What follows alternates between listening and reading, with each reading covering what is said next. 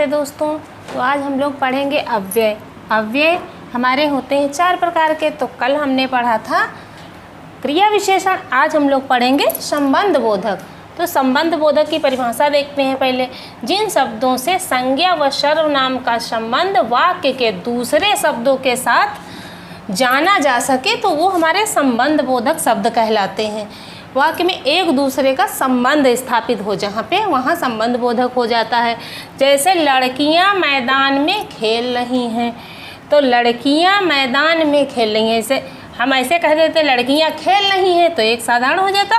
तो इसका संबंध स्थापित करने के लिए मैदान में, लड़कियाँ मैदान में खेल रही हैं, तो हमारा ये हो जाएगा संबंध बोधक वाक्य हो जाएगा।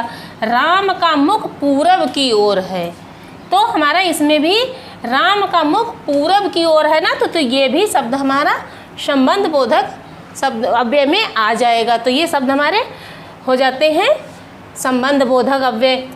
संबंध बोधक के कितने भेद होते हैं? तो संबंध बोधक निम्नलिखित प्रकार के होते हैं हमारे संबंध बोधक अव्यय जो होते हैं। तो एक होता है कालवाचक संबंध बोधक। तो कालवाचक में ऐसे शब्द आते हैं जैसे आगे, पीछे, पहले, बाद में, पूर्व, पश्चात। ये शब्द ऐसे हैं जो हमारे कालवाचक के अंतर्गत आते हैं। दिशावाचक, तो दिशावाचक में आते हैं और, तरफ, आर पार, आस पास। तो ये जो है दिशा सूचक शब्द है ना, तो ये दिशावाचक संबंध बोधक में आते हैं।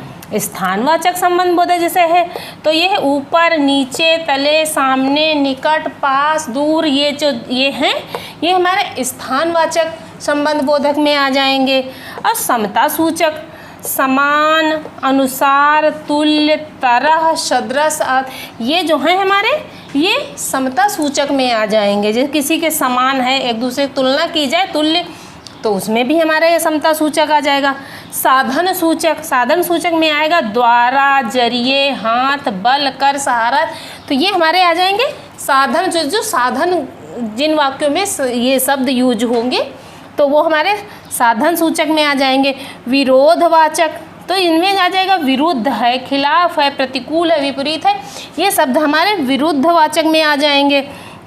आ जाएगा हेतु सूचक। हेतु सूचक में कौन से वाक्य आते हैं? जैसे कारण, हेतु, लिए, अलावा, रहित। ये वाक्य हमारे, ये शब्द हमारे जिन वाक्यों में आएंगे वो हेतु सूचक संबंध बोधक हो जाएंगे। और साहचर्यवाचक, साहचर्य में जैसे संग है, साथ है, सहित है, हमेशा है, पूर्वक है। ये शब्द जिस वाक्य में आएंगे वो साहचर्यवाचक संबंध बोधक हो जाएगा। और व्यतिरेक वाचक क्या होता है? जैसे अतिरिक्त, अलावा, बिना, सिवा। ये शब्द जिसमें आएंगे तो व्यतिरेक वाचक शब्द हो जाएंगे। अब संबंध बोधक वो जो होते हैं संबंध बोधक के प्रयोग, ये कैसे प्रयोग किए जाते हैं? तो ये हमारे 3 तरह से प्रयोग किए जाते हैं संबंध बोधक शब्द। संबंध बोधक को 3 प्रकार से प्रयोग किया जाता है। एक होता है विभक्ति के साथ, विभक्ति लगा के प्रयोग किया जाता है वाक्य, तो विभक्ति के साथ हो जाएगा। एक होता है विभक्ति के बिना, यानी विभक्ति रहित जो होता है। दूसरा तो वो उसमें विभक्ति नहीं लगती तो हमारा विभक्ति रहित हो जाएगा। तीसरा होता है दोनों, जिसमें विभक्ति लगे भी और नहीं भी लगती है, तो दोनों में आ जाएगा ये। तो ये उभय विधि हो जाती है तीसरी हमारी जो होती है। तो हम पहले समझते हैं विभक्ति के साथ। तो जिन शब्दों का प्रयोग कारक विभक्ति के साथ, विभक्तियों के साथ जो होता है तो उन्हें विभक्ति सहित संबंध अव्यय कहते हैं। जैसे यथा, पास, लिए, बिना। विभक्तियाँ क्या होती हैं? जैसे कर्ता, ने, को, कर्म, से, संप्रदान, के लिए। तो ये जो हम विभक्ति पढ़ेंगे तो उसमें हम विभक्तियाँ आपको समझाएंगे। तो ने, के में ये जो हमारी विभक्तियाँ लगती हैं तो ये विभक्ति सहित हो जाएगा। तो जो वाक्य इनके सहित लिखा जाए तो वो विभक्ति सहित हो जाएगा। तो जैसे ये हम लिखेंगे राम के घर के पास मेरा घर है, तो राम के घर के पास मेरा घर है ना, तो इसमें विभक्ति लग रही है, तो ये हमारा विभक्ति के साथ वाक्य जो है ये हमारा सही है। राम के बिना, रावण के बिना रामलीला अधूरी है, तो ये इस वाक्य में भी के शब्द का प्रयोग हुआ है, तो इसमें भी हमारी विभक्ति लगी हुई है। तो ये विभक्ति के द्वारा वाले शब्द, ये वाक्य जो है हमारे ये इसके साथ में, विभक्ति के साथ में ही आ जाएंगे। और विभक्ति के बिना जो होते हैं तो ये हो जाते हैं, जैसे जिन अव्यय शब्दों का प्रयोग बिना किसी विभक्ति के साथ होता है उन्हें विभक्ति रहित संबंध अव्यय कहते हैं। तो इनमें विभक्ति नहीं लगाई जाती है तो विभक्ति के बिना हो जाते हैं, विभक्ति रहित कहे जाएंगे शब्द हमारे।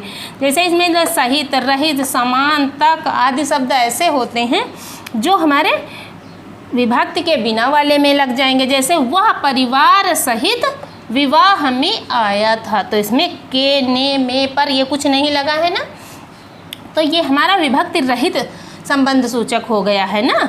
तो ऐसे मैं सुबह तक घर पर ही था, तो ये सुबह तक घर पर ही था में इसमें भी कोई विभक्ति नहीं लगी है, तो हमारे ये शब्द जो हैं विभक्ति रहित संबंध सूचक में हमारे शब्द आते हैं। तो अब ये एक पढ़ते, तीसरा नंबर है दोनों प्रकार से। तो दोनों प्रकार से जो होता है तो उसे हम उभय विधि बोलेंगे। जैसे उसमें विभक्ति लगती भी है, नहीं भी लगती है, तो उसको उभय विधि कहते हैं। जिन शब्दों का प्रयोग विभक्ति सहित और विभक्ति रहित दोनों प्रकार से होता है उसे उभय विधि संबंध बोधक अव्यय कहते हैं। ये शब्द क्या होते हैं, जैसे बिना है, द्वारा है, ये शब्द जैसे हैं तो ये हमारे उभय विधि के अंतर्गत आते हैं। अब इनका जैसे उदाहरण देखिए हम, वह पुत्र बिना नहीं रह सकती। जैसे कि आप ले लो माता को, तो हम कहेंगे जैसे वो पुत्र के बिना नहीं रह सकती, पुत्र बिना नहीं रह सकती, तो ये हमारा हो जाएगा, ये ऐसे पढ़ा, वो पुत्र बिना नहीं रह सकती। अगर ये कहेंगे तो ये हमारा विभक्ति के बिना हो जाएगा, विभक्ति रहित है ना, ये इसमें विभक्ति नहीं लगी है। और ऐसे अगर लिखेंगे हम, वो पुत्र के बिना नहीं रह सकती, तो के लग गया ना, इसमें विभक्ति लग गई, तो ये विभक्ति सहित वाले में आ जाएगा। तो ऐसे ही हम के और से द्वारा ये जो विभक्तियाँ लग जाती हैं तो ये हमारे विभक्ति सहित हो जाता है, जिसमें नहीं लगती वो विभक्ति रहित हो जाता है। जैसे माता जी को फ़ोन द्वारा सूचना दे दी, तो इसमें जो है माता जी को फ़ोन द्वारा सूचना दे दी, तो इसमें जो है वो नहीं लगी है विभक्ति। और ये माता जी को फ़ोन के द्वारा सूचना दे दी, तो इसमें हमारी विभक्ति लग जाती है, तो ये विभक्ति रहित हो गया, ये विभक्ति सहित हो गया। तो दोनों तरीके से इसको हम प्रयोग में ला सकते हैं, इसीलिए ये उभय विधि कहलाती है। तो विभक्ति सहित भी आपकी समझ में आ गया, विभक्ति रहित भी आपकी समझ में आ गया, और दोनों प्रकार से भी आपकी समझ में आ गया, जो उभय विधि कहलाती है। तो जो हमारा है संबंध बोधक, ये अव्यय आपकी अब समझ में आ गया है। तो आप हमें कमेंट करके ज़रूर बताएं कि कैसा लगा आपको, और हमारे चैनल को लाइक एंड सब्सक्राइब कीजिए और बेल आइकन को दबाना मत भूलें। और इसकी PDF आपको डिस्क्रिप्शन बॉक्स में मिल जाएगी। धन्यवाद।